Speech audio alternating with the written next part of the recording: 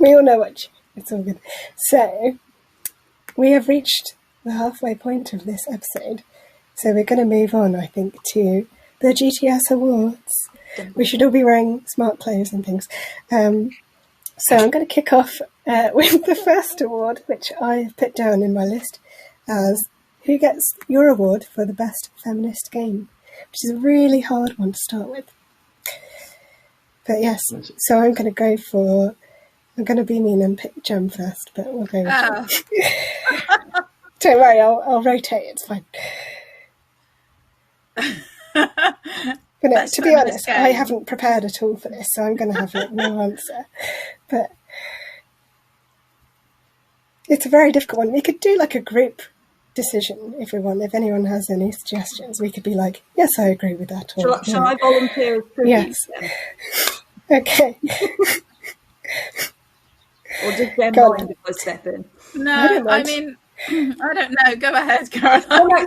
What I was going to say is I really, really struggled with this because I thought there are games that are better at not being misogynistic than others. But a game that was overtly and obviously I know what I felt I knew what Matt might say, so I didn't want to steal that answer, and also I haven't played the game, so it wouldn't really be fair.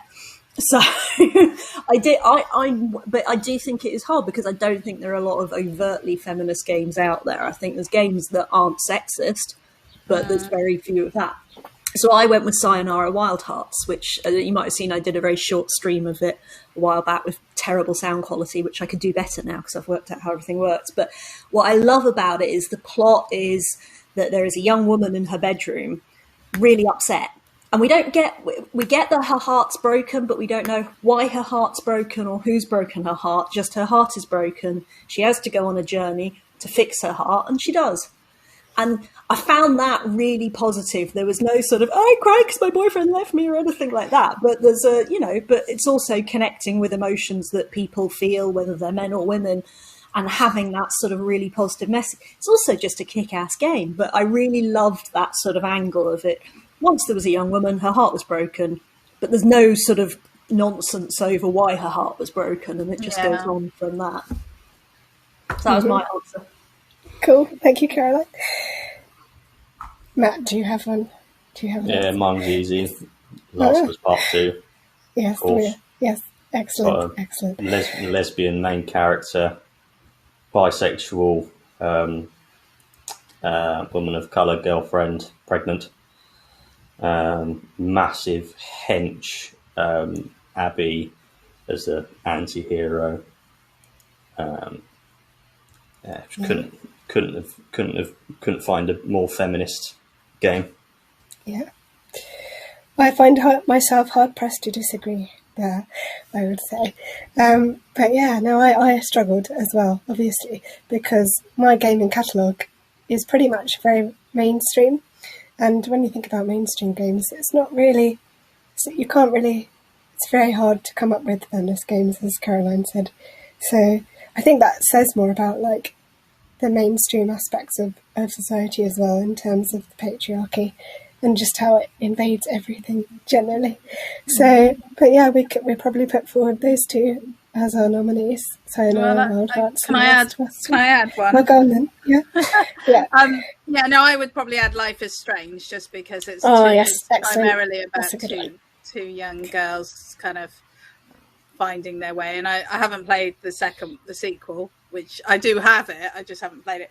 And I think it's nice to see young women exploring the world and seeing, and in together and not, being overtly reliant on the men around. And it does raise issues around sort of violence against women and girls. And, there is that element there as well. So I think but I think as you say, Alex, it is really, telling, isn't it, how we can talk about war. That's an okay topic to have many games about. We can talk about sport, we can talk about like things that are viewed as kind of, I don't know, further ends of at the edges of society. We can talk about things, but feminism is one that we're so kind of like nervous to talk about, I think, in games. And I think that is telling as to who holds the power, really. So, yeah. Mm-hmm. Right, and with that, as host, I'm going to forfeit my answer because I can't think of one, and move on to our next category, which is, what is your most accessible game? I think my one I was going to mention was probably something along the lines of Jenny or Absi, just in terms of how easy it is to just get in and go for it and play. You just have to have a basic grasp of this button does this, and then there's another button, and that's it. And you can just enjoy exploring the world. It's not story heavy. There's not like loads of text explaining what you need to do. Like I said, the controls are straightforward, and it's just a lovely immersive game. So I think that would be my nominee for that category. Yeah.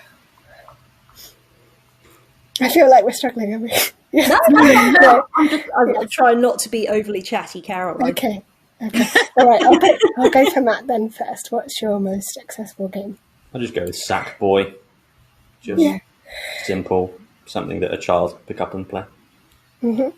It's a very family. I'd say it's more geared towards families as well. So it's like still got quite a lot of multi-generational. recognition at the BAFTAs, actually. That's very true. Yes, Best British Game, and a couple of other ones. I think we did run through earlier, but my mind has drawn a blank. Yes.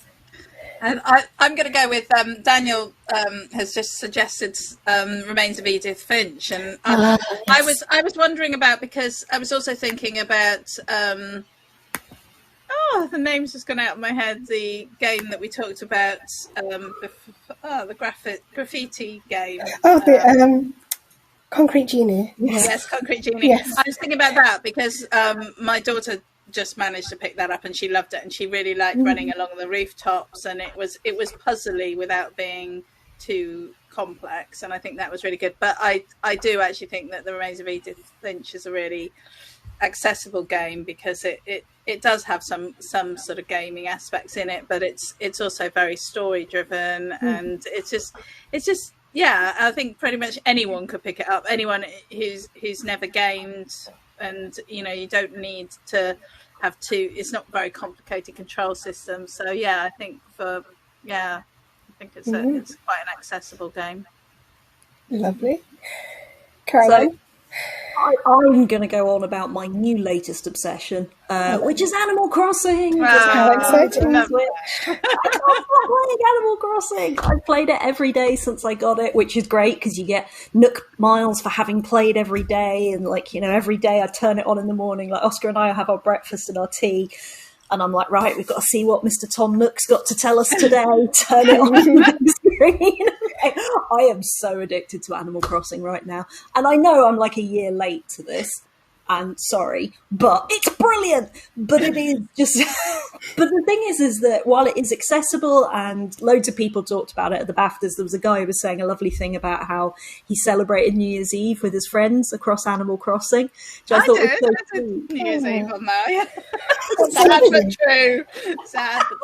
Which I was like, this is great. So I'm really loving that. But the thing is, it's accessible, but it's also exactly like all the other games I play. Like this is what Rust is. You go around, you collect rocks, you collect stones, you build things out of it, and you make your house. It's just that nobody's going to come and blow up your house with C4 on Animal Crossing, so you don't have to worry about that. But it's exactly my sort of game, but in a really relaxed and accessible and lovely way. So I think that's definitely my nomination for the most accessible game. Lovely. I read a review actually about Animal Crossing like a year ago, and they said that one of the nice things about it is that it forces you to slow down because there is only so much you can do in a day, and so it forces you to just enjoy, stop and smell the flowers. Really, is what it encourages you to do, and I think that is actually quite a nice thing that we don't get in so many games, especially games that are aimed at a broad audience or a younger audience. In some cases it tends to be so frenetic at the moment, and I think find it's really good for my personality type in that way, because there is sort of like, it's like, Caroline, you've achieved everything you have to for today. turn it off. Tomorrow's going to be really exciting. It's actually making me get up earlier because in the morning there'll be something new, but it won't be there until then. Because it runs in real time, doesn't it? So if you choose this, so I always had a trouble because my main gaming time is in the evenings, and so I was only ever able to see the world at night. And I was like, I want to go in the day because there are some things that only come out during the day. So yeah, I'm doing all this breakfast gaming at the moment. It's weird. Well, you've heard it here first. Animal Crossing is great for social prescription. Doctors should put it out on prescription. If you need to get up early, play Animal Crossing. It's all good. Okay, so